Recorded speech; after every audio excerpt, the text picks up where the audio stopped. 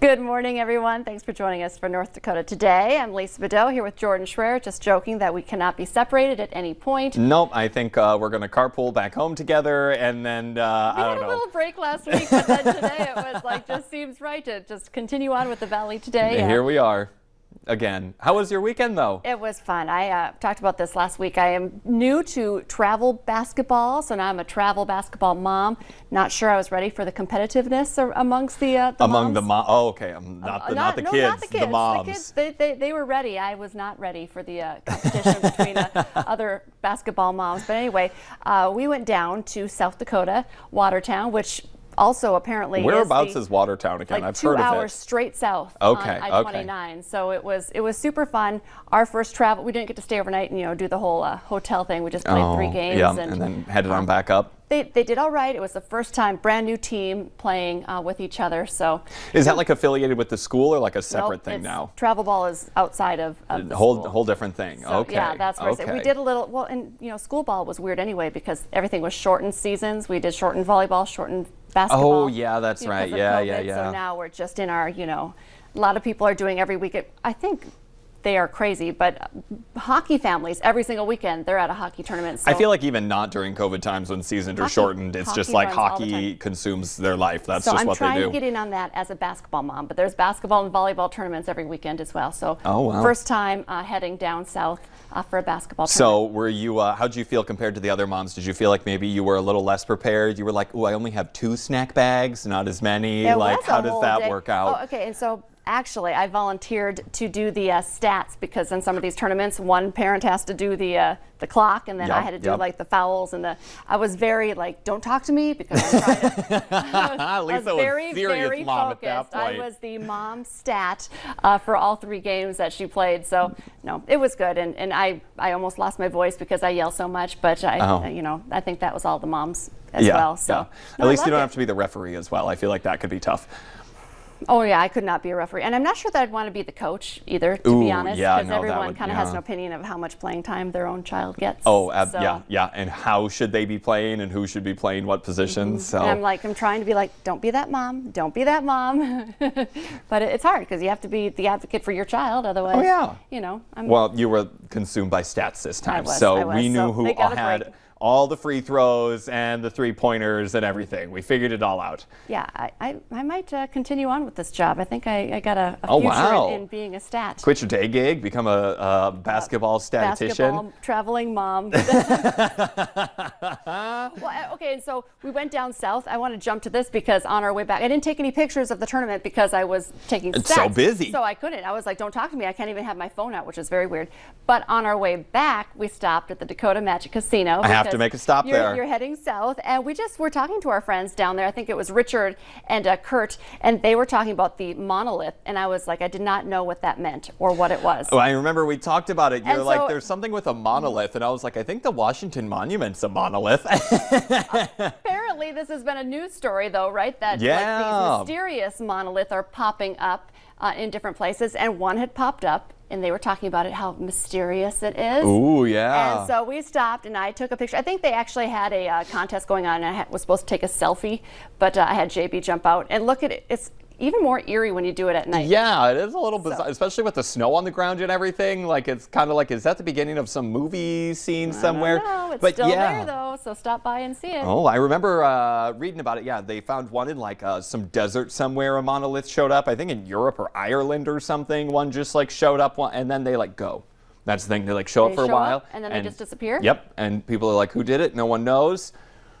Well, that was Saturday, so I don't know if it's still there. Well, I don't know. Yeah, maybe we're going to have to make another trek down to the casino. And that's a good reason. We didn't, on the way down there, I'm like, okay, well, we can't stop. Why was Marley late for her game? Well, her mom had to go. Had to get to the casino.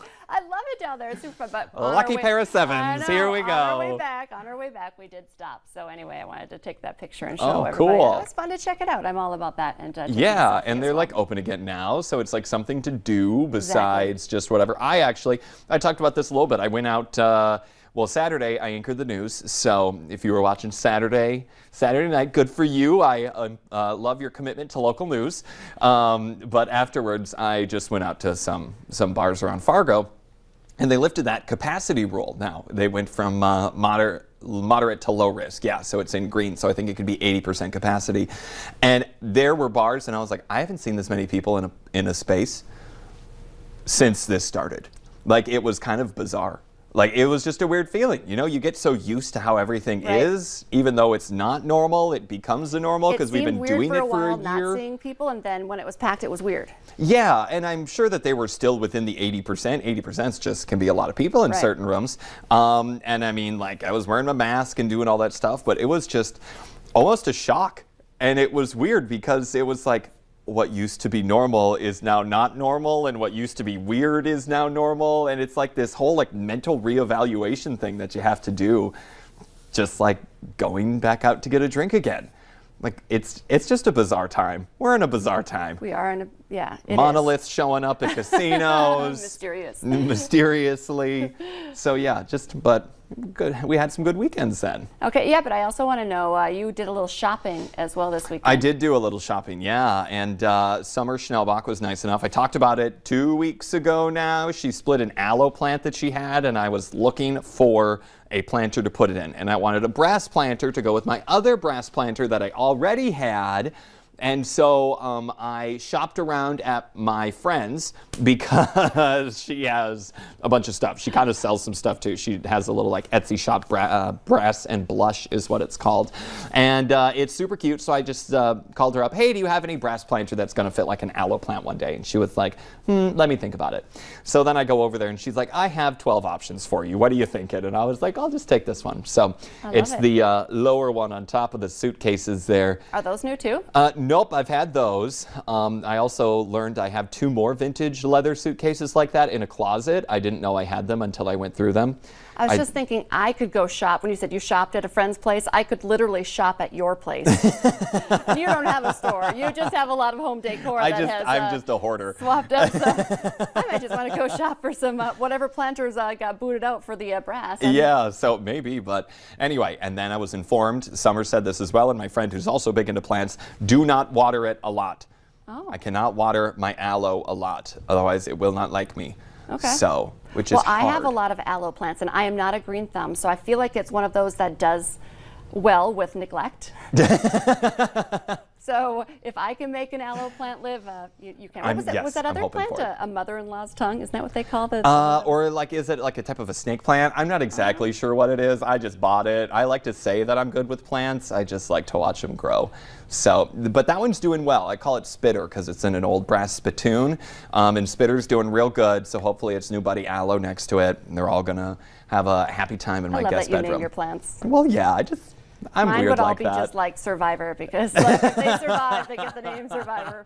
But all I have is one aloe plant. But it was the same situation. We talked about that too. Summer, brought us all some. I had a body pump instructor who brought us all a whole big box, and they were all in red Solo cups. She's like, hey, you take one, you take one. What was Summer's in? She put them in like a cup too. Yeah, it was a little, I think she said it was a bachelorette party cup. It said like Cheers Bride or something on it. So.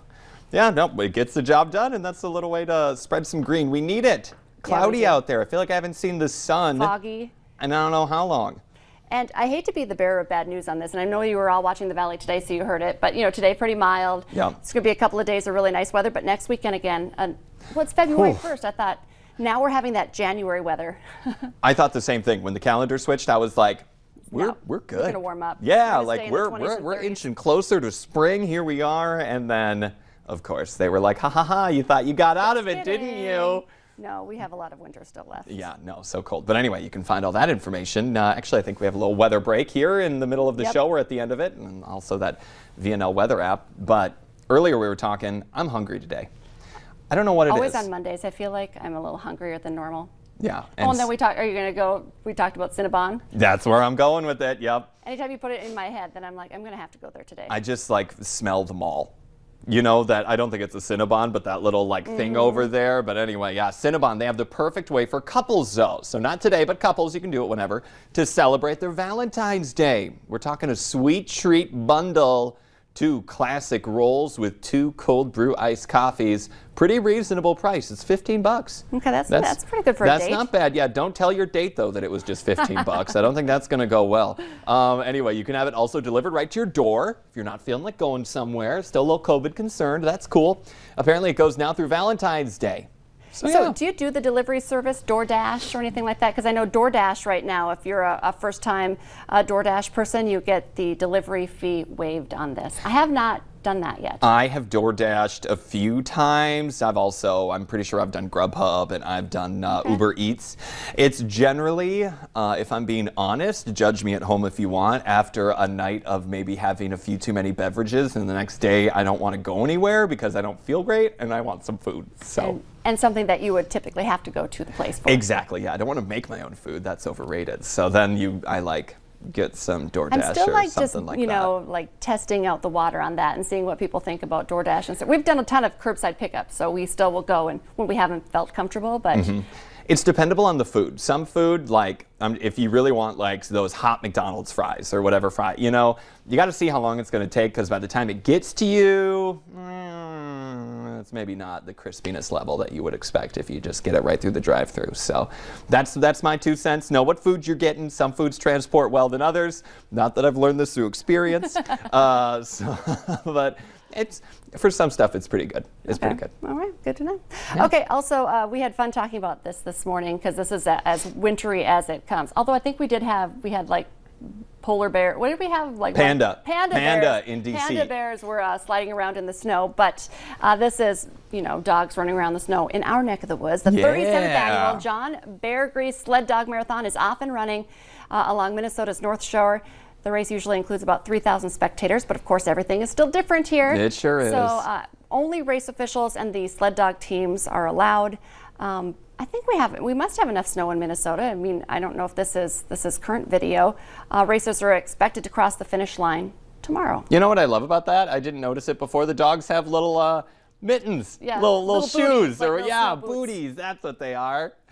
I love that. Yeah. Which then we'll give a little love to our Alaskan expert. Is that what we've called him in the past? Yes. Devin Fry has spent a long time in Alaska, so anytime I think of like the Iditarod or sled dogs, then I think. Yeah, if anyone doesn't know, Devin Fry, he's our sports guy. He formerly did traffic in the morning, now does sports on the weekends, and yeah, he is from Alaska. So all the Alaska jokes you could think of, you can send them his way, and I'm sure he has not heard a single one of them before. Yeah, right. Well, we have a great show planned for you today. Stay with us. We'll be right back here on North Dakota Today.